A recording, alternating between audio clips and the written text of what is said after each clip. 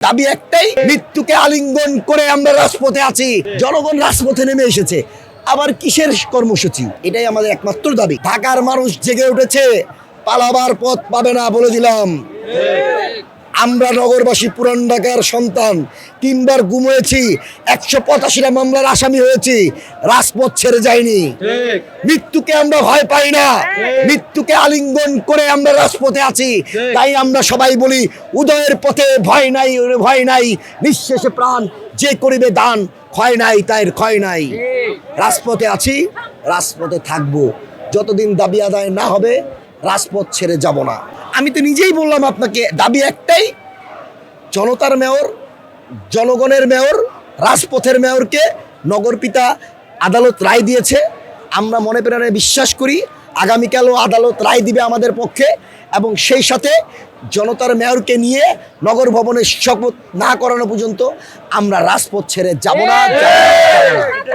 বাংলাদেশে সকল ক্ষমতার উৎস এই জনগণ। জনগণ রাজপথে নেমে এসেছে, আবার কিসের কর্মসূচি? কর্মসূচি চলছে, চলবে। এটাই কর্মসূচি বলতে কিছু নেই তো ভাই। জনগণ, ঢাকার জনগণ রাজপথে নেমে এসেছে, রাজপথ অচল হয়ে যাবে। তাদের শুভবুদ্ধি উদয় হবে, আর না হলে রাজপথ কিভাবে অচল হয়ে যায় এটা কিন্তু নগরবাসী ভালো মতো জানে।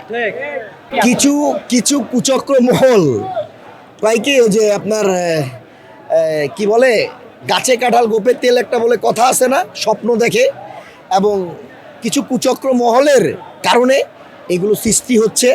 আমরা জানি, আমরা মনে প্রাণে বিশ্বাস করি আগামীকাল আদালত আবার রায় দিবে আমাদের পক্ষে, এবং জনতার মেয়রকে নিয়ে আমরা নগর ভবনে যাব। এটাই আমাদের একমাত্র আশা, এটাই আমাদের একমাত্র দাবি।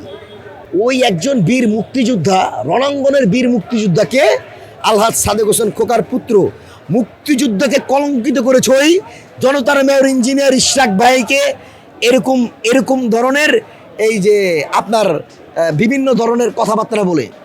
আরে ভাই, আপনাকে কে বসাইছে? জনগণ। আমরা আন্দোলন সংগ্রাম করে আজকে আপনার ওই জায়গায় বসছেন, আর আজকে বিভিন্ন আপনি মুক্তিযুদ্ধকে নিয়ে কথা বলেন। মুক্তিযুদ্ধ সন্তানকে রায় দিয়েছে আদালত রায় দিয়েছে, সেই আদালতকে রায়কে আপনি অবমাননা করছেন। আপনার লজ্জা থাকলে আপনি ওই দিক থেকে সরে যেতেন। আপনাদের তো ক্ষমতার লোভে পড়ে গেছেন আপনারা, আর লোভে পড়ে গেছেন বোধহয়, লোভে পাপে মৃত্যু হবে আপনাদের। ইদানিং